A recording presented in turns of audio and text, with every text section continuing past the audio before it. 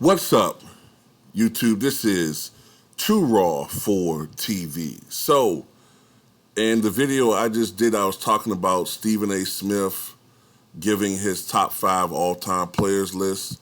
I actually think he did this list about a month ago, but I think it's actually more than a month ago, but I think it's getting renewed interest because of the fact that, since then Bill Russell's passed away, and there's just some more interest as far as people talking about that list. But anyway,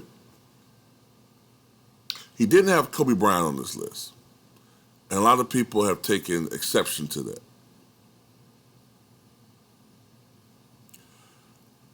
I'm like this. We already know how ESPN is with their disrespect toward Kobe Bryant. I have been following social media as far as what sports is concerned. I've been following social media for at least 16 years now, 15, 16, 17 years.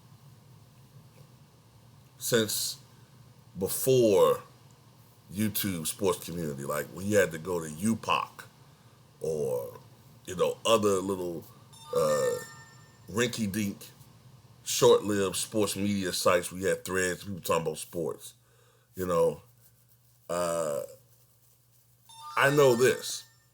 Since at least 2006, there has always been, especially between 2006 and 2010, there was a spirited, actual, credible debate as to whether or not Kobe Bryant would surpass Michael Jordan as the greatest player of all time. That's not made up. That's not me capping. That's a real, actual thing. So for Kobe Bryant to go from being in the GOAT conversation, which made more sense because their games were so similar, and you could argue that Kobe was more skilled and had more moves in his arsenal than Mike. And at the time, he got his 5th championship when he was 31.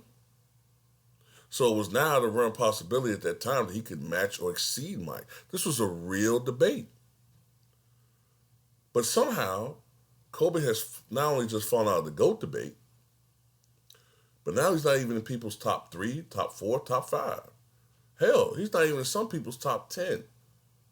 And they always talk about the same things. The missed shots. They talk about how many shots he's missed. They talk about, the field goal percentage. And this is the thing that people have to understand about the field goal percentage argument.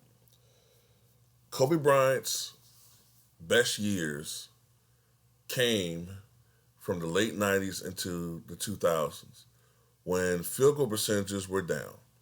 A great field goal percentage back in those days was 45%.